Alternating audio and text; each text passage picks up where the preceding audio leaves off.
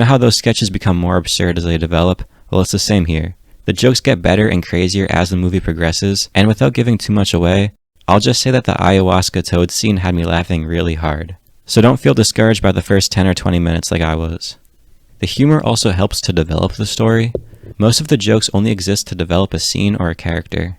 It's never just the funny character says something funny because we want a joke. That's not what this movie's going for. For instance, there's a certain joke about a character not owning a smartphone, and the payoff for this joke is so clever that it just seems obvious. We not only see this character in a completely new light, but it also makes us distrust what the movie shows us, because everything that we see is from the point of view of Tim Robinson.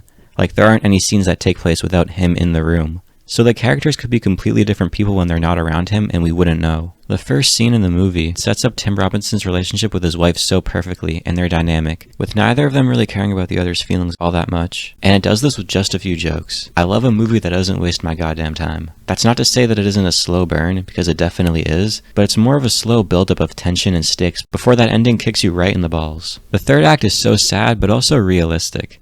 Well, not realistic, but it's consistent. Like, yeah, it makes sense that this character would do that in this situation, no matter how uncomfortable it makes me feel. Obviously, the ending is hilarious if you've ever seen it, but it's really only funny because of how sad it is. The only response that I could have to something like this is to just laugh at it. It's kind of like that quote that goes, "When you see the world as it truly is, you can either laugh or shoot yourself." That's a bullshit quote. That's fucking bullshit. Some douchebag said that. But with this movie, it's an exception, because here, I laughed. So go try to laugh. I don't fucking know. Go see Friendship. Great time out of 10.